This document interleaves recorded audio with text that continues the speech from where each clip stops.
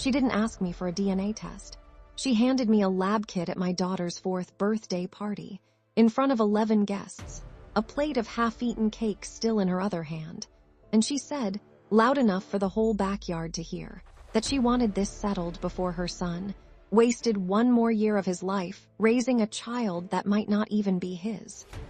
I want you to sit with that for a second, because I've had to sit with it for 6 months now, and I still don't think I've fully processed the sound of my mother-in-law's voice, cutting through birthday music to accuse me, in front of my daughter's preschool friends and their parents, of lying about who fathered my own child. My name doesn't matter for this story. What matters is what happened 3 weeks later, when the results came back, and it wasn't my daughter's paternity that got exposed that day. It was Diane's. And by the time I understood what those results actually meant, I understood that everything I thought I knew about my husband's family, about the woman who had spent 4 years quietly hating me for reasons I never fully understood, was built on a lie so old that even her own son didn't know it existed. I need to back up, because you won't understand how we got to that backyard unless you understand what the 4 years before it looked like. I met my husband, Marcus, when I was 26, working as a hospice nurse, a job that taught me early and permanently that most of what people fight over doesn't matter, and that the things that do matter are almost always quiet. Marcus was gentle in a way that surprised me, given how he'd been raised, because his mother, Diane, was not gentle about anything. She was the kind of woman who complimented your outfit and made you feel underdressed in the same sentence, who asked about your job with a tone that suggested she already knew the answer wasn't good enough. I told myself in the beginning that she just needed time. Mothers are protective of their sons. I'd seen it before. I was patient. I was, if I'm honest, more patient than I should have been, because patience with cruelty just teaches the cruel person that the door is always open. The trouble really started when I got pregnant, not because Diane was unhappy about a grandchild, but because of the specific, surgical way she began asking questions the moment she found out. Not about my health, not about names or nursery colors or any of the things a normal grandmother-to-be might ask. She asked about timing. She asked, more than once, in that light, conversational voice she used when she was setting a trap, exactly when Marcus and I had gotten engaged relative to when I'd gotten pregnant, exactly how far along I was at the wedding, exactly whether I'd always known I wanted children so soon. I didn't understand, at the time, what she was actually asking. I understand now. She was doing math, and she didn't like the answer she thought she was getting, even though the answer was simple and completely innocent. We'd gotten pregnant on our honeymoon. There was no scandal to find. But Diane wasn't looking for the truth. She was looking for a reason, any reason, to believe that I had trapped her son, because somewhere underneath 4 years of passive comments and cold Christmas dinners, that was the story she had already decided to believe about me before she'd even properly learned my name. My daughter, Wren, was born with Marcus's exact nose, his exact stubborn set to her chin, a birthmark on her left shoulder identical to the one on his right. In the mirrored spot, the way genetics sometimes plays these small, uncanny jokes on families.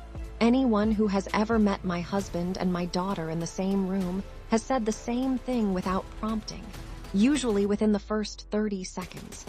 She is unmistakably his. I want you to hold on to that fact, because it is going to matter enormously later, and because it is the reason what Diane did at that birthday party wasn't really about doubt at all. It was about control. You don't publicly demand a DNA test for a resemblance that's strong unless the test was never really about the child in the first place. The 4 years between Wren's birth and that birthday party were not one long campaign of open hostility. That would have been easier to deal with, honestly, because open hostility gives you something to point at, something to defend yourself against. What I got instead was smaller and more corrosive. Diane would hold Wren a little too briefly at family gatherings before handing her back, always with some small comment about how she favored my side, mostly. A statement that made no visible sense given how obviously the child looked like her son. but that she repeated often enough that I started to wonder if she actually believed her own revisionist version of my daughter's face. She would ask Marcus, in front of me, whether he'd checked in with a lawyer, just in case. You never really know. A sentence so casually cruel that Marcus would usually laugh it off as one of his mother's odd little jokes, not understanding, because he hadn't lived inside my skin for the 4 years I'd been absorbing these comments one at a time, that they were accumulating into something much heavier than a joke. I tried, more than once, to talk to Marcus about it directly. I want to be fair to him here, because he is not a villain in this story. He is simply a son who spent 31 years learning to filter his mother's behavior through a lens of, that's just how she is. A lens that made it very difficult for him to see clearly what she was doing to his wife in real time. When I brought it up, he would get quiet, conflicted, caught between two women he loved, and he would usually land on some version of "she means well. She just has an odd way of showing it." A sentence that I came, eventually, to understand was less a defense of his mother and more a request that I stop making him choose. So I stopped bringing it up. I absorbed it instead.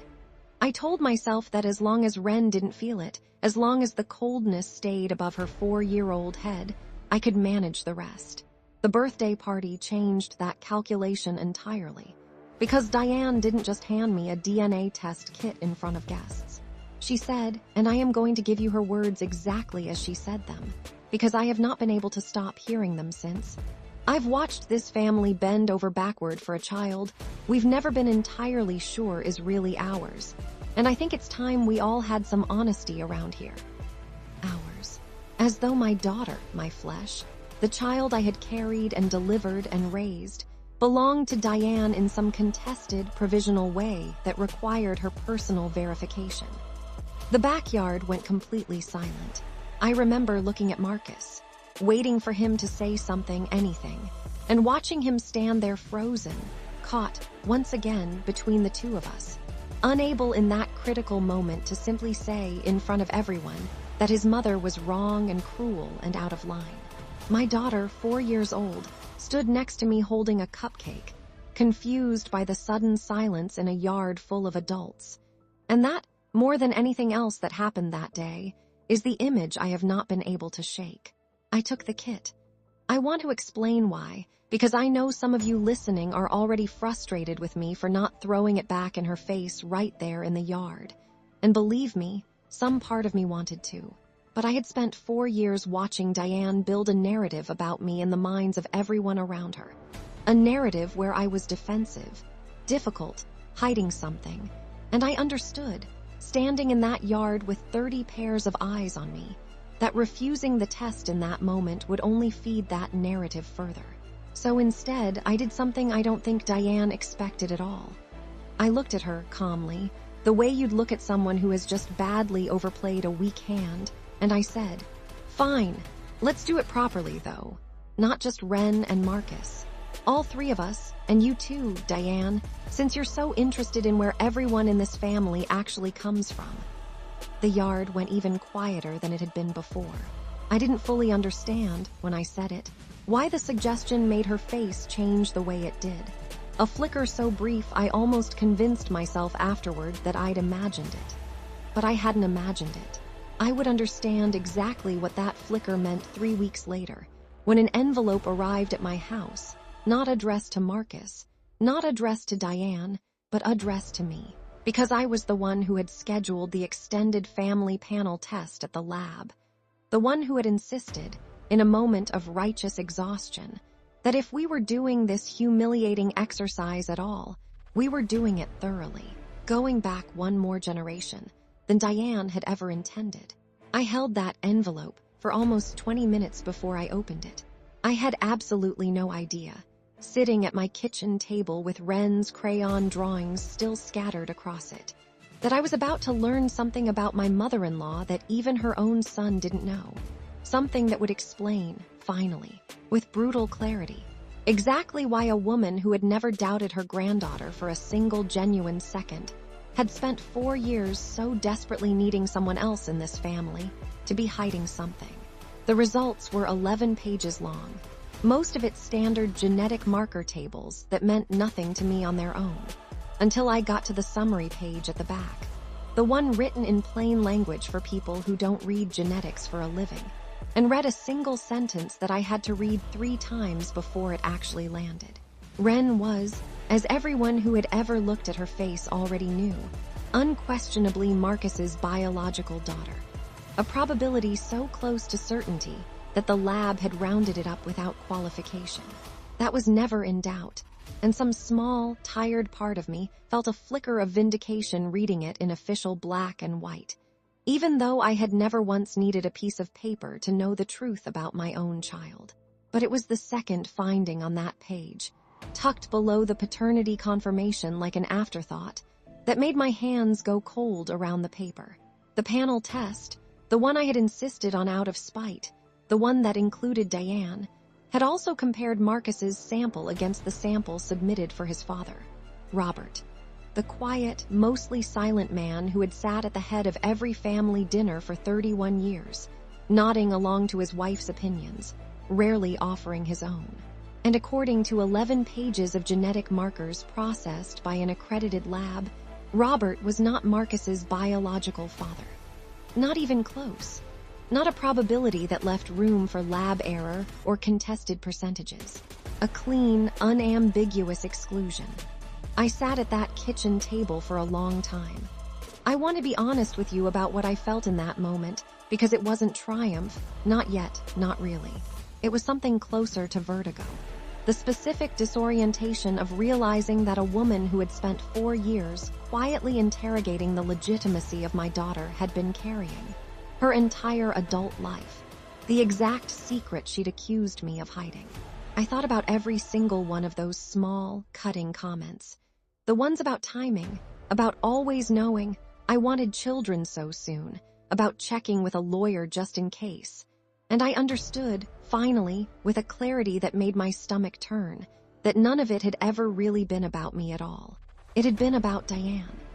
It had been about a fear she had been sitting on for over 3 decades, a fear so heavy that she had apparently decided, at some point long before I ever entered this family, that the safest way to carry it was to make sure everyone around her was too busy defending their own legitimacy to ever look closely at hers.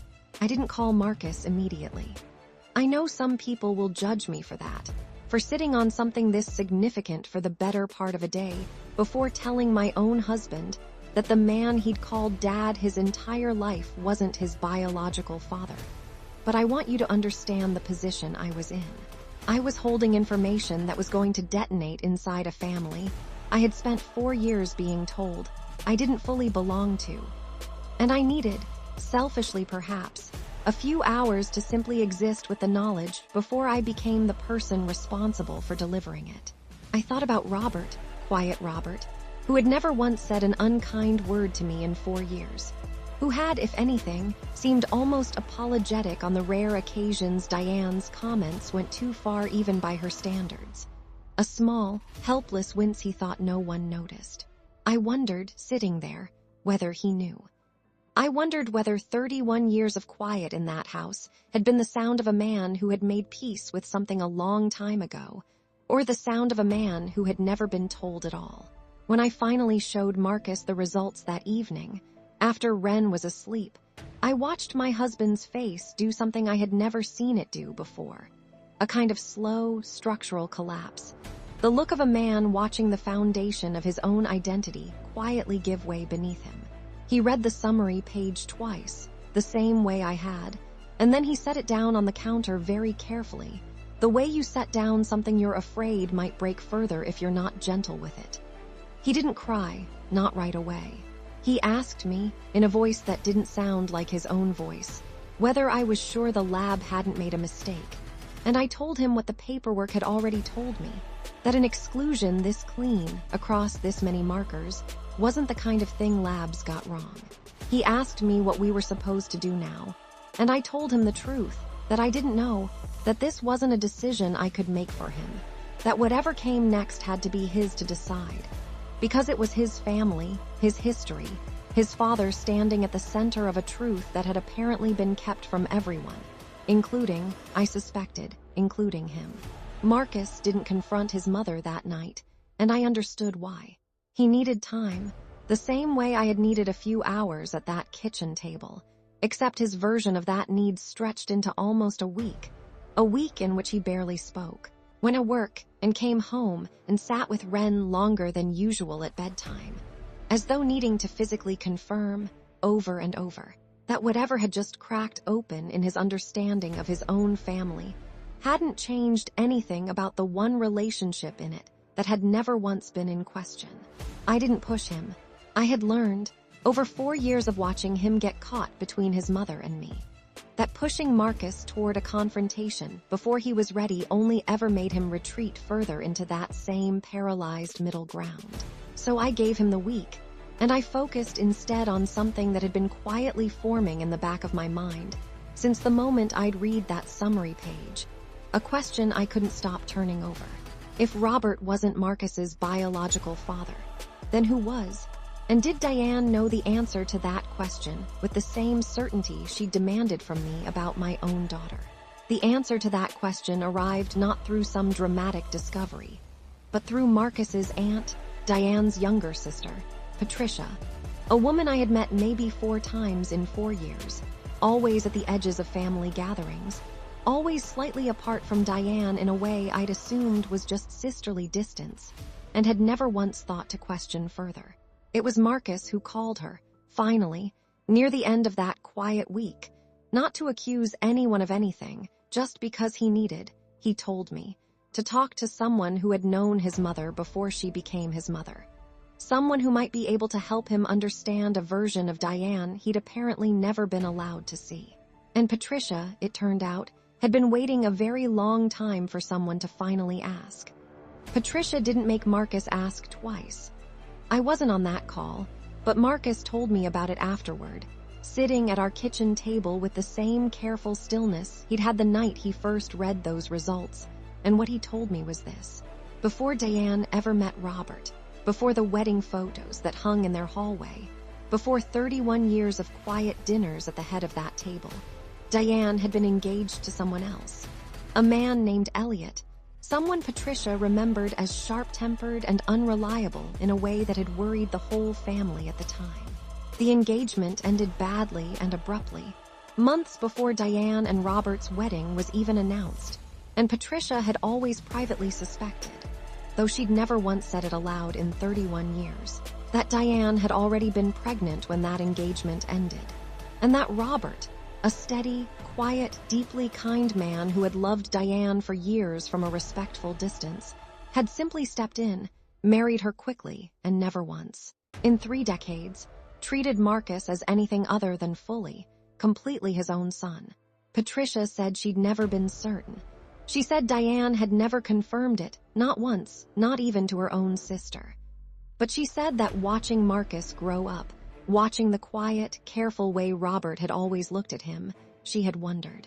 Marcus went to see Robert alone, without Diane, on a Saturday morning, and I didn't ask him for every detail of that conversation, because some things belong only to the people who lived them. What he did tell me was this. Robert already knew.